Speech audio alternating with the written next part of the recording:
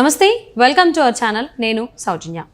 ఈ మధ్యకాలంలో real estate అనేది చాలా ఫేమస్ అవుతోంది. చాలామంది ఇంట్రెస్ట్ కూడా చూపిస్తున్నారు. మరి రియల్ ఎస్టేట్లోకి వెళ్ళే ముందు ఏదైనా ట్రైనింగ్ తీసుకోవాలా?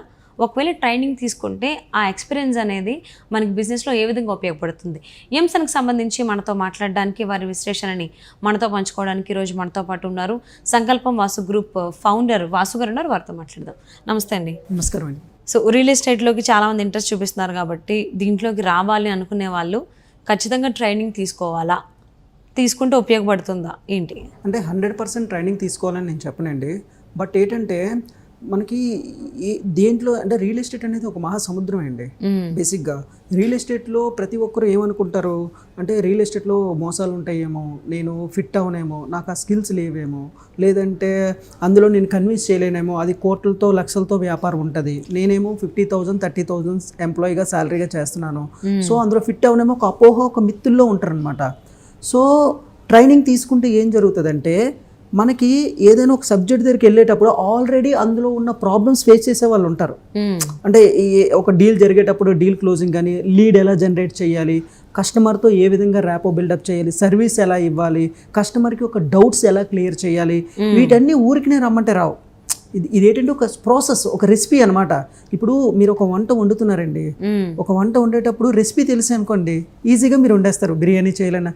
అదే రెసిపీ తెలియదు అనుకోండి, ఫస్ట్ టైం వండేటప్పుడు ఏ విధంగా ఉంటుంది, సో ఉప్పు కారమో ఏదో ఉంటుంది, కానీ అదే 10 times వండిన తర్వాత ఎఫర్ట్లెస్గా చేసుకుంటూ వెళ్ళిపోతారు. At the same time real estate training కూడా అంతే. మీరు ఇది ఒక రియల్ ఎస్టేట్ అనేది ఒక సైంటిఫిక్ ప్రాసెస్ అనమాట. అంటే ఒక రెసిపీ లాగా.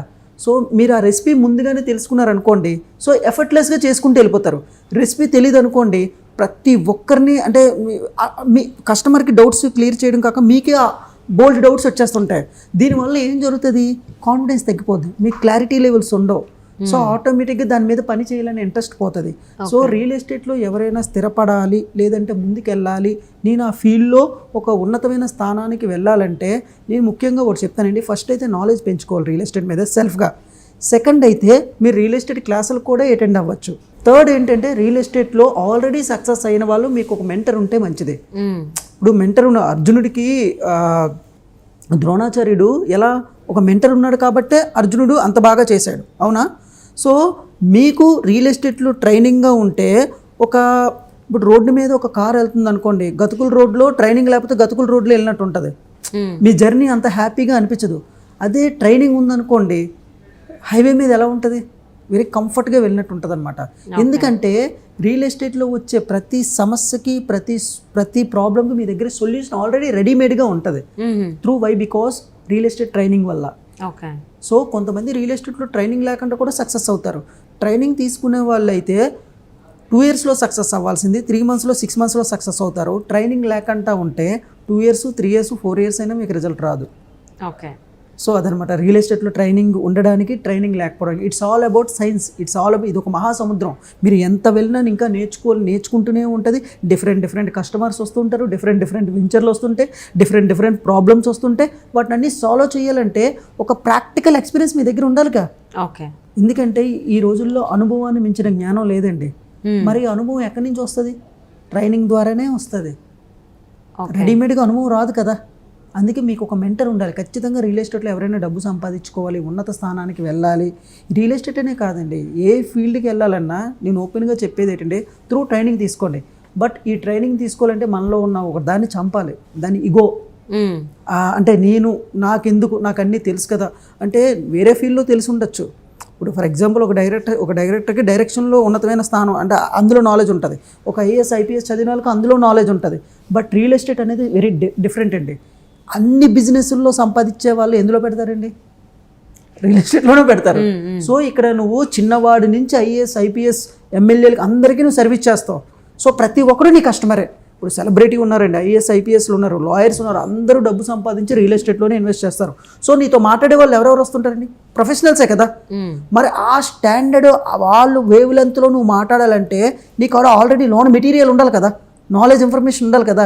ఏమీ లేకుండా అటువంటి వ్యక్తులతో నువ్వు మాట్లాడేవనుకోండి, ఏమనుకుంటారు సింపుల్గా, you are the unprofessional, you are not fit my wavelength అని అనుకొని నీతో పాటు వర్క్ చేయరు వాళ్ళు, నీకు కోరుకోరు.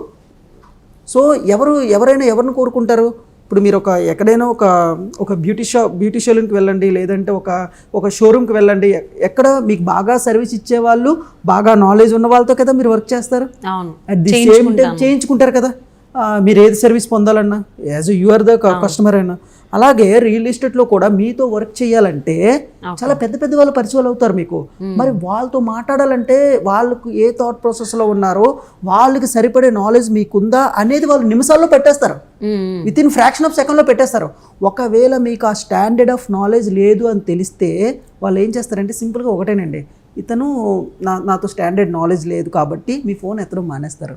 లేదు నాకు అవ్వదు, బిజీగా ఉన్నానని పెడతారు.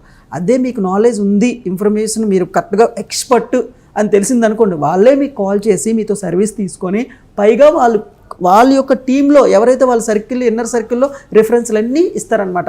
So real estate is the referral business అనమాట.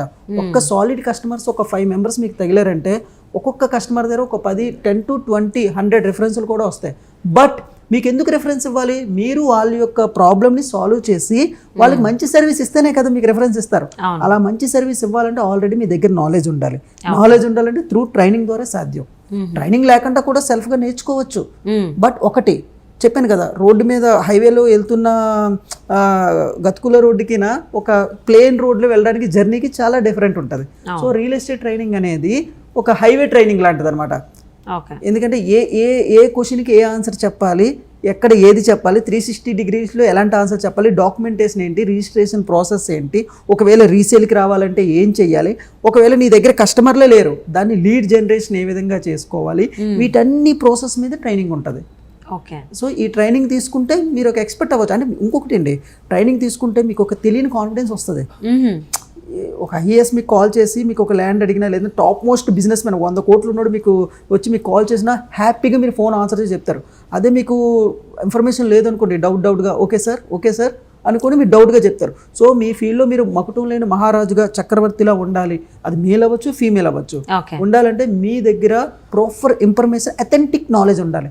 ఆ అథెంటిక్ నాలెడ్జ్ త్రూ ట్రైనింగ్ ద్వారా సాధ్యం. సో ఖచ్చితంగా రియల్ ఎస్టేట్లోకి రావాలి అని అంటే ట్రైనింగ్ ఉండాలి. 100% ట్రైనింగ్ తీసుకుంటే చూడండి, ఇప్పుడు మీరు చాలా కంపెనీలు చూస్తూ ఉంటారు. ఎందుకు వాళ్ళు ఎంప్లాయీస్కి కూడా మంచి మోటివేటర్స్ని, మెంటర్ని తీసుకొచ్చి ట్రైనింగ్ ఇప్పిస్తుంటారు? ఏం వాళ్ళే చేసుకోవచ్చుగా. ఎందుకంటే ఒక ఇన్ఫర్మేషన్ కావాలి. ఈరోజు ఏ ఫీల్డ్లో అయినా సరే మీరు ఎక్స్పర్ట్ అవ్వాలంటే ప్రాపర్ ట్రైనింగ్ అనేది కావాలి. ట్రైనింగ్ ఉంటే స్పీడ్గా వెళ్ళిపోవచ్చు అనమాట. అంటే ఒకవేళ ట్రైనింగ్ లేకుండా రియల్ ఎస్టేట్లోకి వచ్చేసారు అనుకోండి, వాళ్ళకి అన్ని ఒకటండి అప్పుడు మీరు ఎవరిని పడితే వాళ్ళు నమ్మడం మొదలు పెడతారు. ఒకవేళ మీ ఇన్వెస్ట్మెంట్ కూడా లాస్ అవ్వచ్చు. సెకండ్ ఏంటంటే మిమ్మల్ని నమ్మి 1 కోటి రూపాయలు 2 కోట్ల ల్యాండ్ కొంటారు. ఆ డాక్యుమెంటేషన్ సరిగ్గా లేక, ఏ డెవలప్మెంట్ ఏటవుతుందో సమయంగా చెప్పక మీరు మోసపోవడమే కాకుండా మిమ్మల్ని నమ్ముకునే వ్యక్తుల్ని మోసం చేసినట్టు అది. ఎందుకంటే మిమ్మల్ని ఇప్పుడు ఒక రియల్ ఎస్టేట్లో ఒక ల్యాండ్ 1 కోటి రూపాయలు పెట్టి 50 lakhs పెట్టి 2 crores పెట్టి కొంటున్నారంటే దాని అర్థం ఏంటండి? వాళ్ళు జీవితాంతం సంపాదించే డబ్బు మిమ్మల్ని నమ్మి పెడుతున్నారు కదా. అలా అదే ప్లేస్లో మీరుంటే మీరే ఎక్కడో పెడుతున్నారు. ఒక ప్రాపర్ నాలెడ్జ్ లేని వ్యక్తి దగ్గర మీరు డబ్బులు పెట్టారనుకోండి, అది డెవలప్మెంట్ అవ్వలేదు అనుకోండి, అప్పుడు ప్రాపర్ ట్రైనింగ్ లేని వ్యక్తి దగ్గర మీరు వెళ్ళినట్టే కదా, మోసపోయినట్టే కదా. సో అదే మీకు జరిగితే ఎలాగుంటుందో, మీరే ప్రాపర్ ట్రైనింగ్ ఇస్తే మీరు వాళ్ళకి హెల్ప్ చేసినట్టు అవుతారు. లేదు అంటే వాళ్ళు ప్రాబ్లమ్స్ క్రియేట్ చేసినట్టు అవుతారు. సో ప్రజల ప్రాబ్లమ్ సాల్వ్ చేయాలన్నా, మీ ప్రాబ్లమ్ సాల్వ్ చేసుకోవాలన్నా, సో త్రూ ట్రైనింగ్ ఉంటే బెస్ట్ అనమాట. సో రియల్ ఎస్టేట్లోకి రావాలని అంటే ఖచ్చితంగా ట్రైనింగ్ ఉండి వస్తేనే అంత అంటే వచ్చినటువంటి ప్రాబ్లమ్స్ని ఫేస్ చేయగలుగుతామని చెప్పేసి అని క్లారిటీగా మోర్ హెల్ప్ చేయొచ్చు పబ్లిక్కి. మన యొక్క మోటివ్ ఇంటెన్షన్ ఏంటి? పబ్లిక్కి మోర్ హెల్ప్ చేయాలి, మోర్ రియల్ ఎస్టేట్ సర్వీస్ని బాగా పంచాలి అంటే ట్రైనింగ్ ఉంటే బెస్ట్. ఓకే.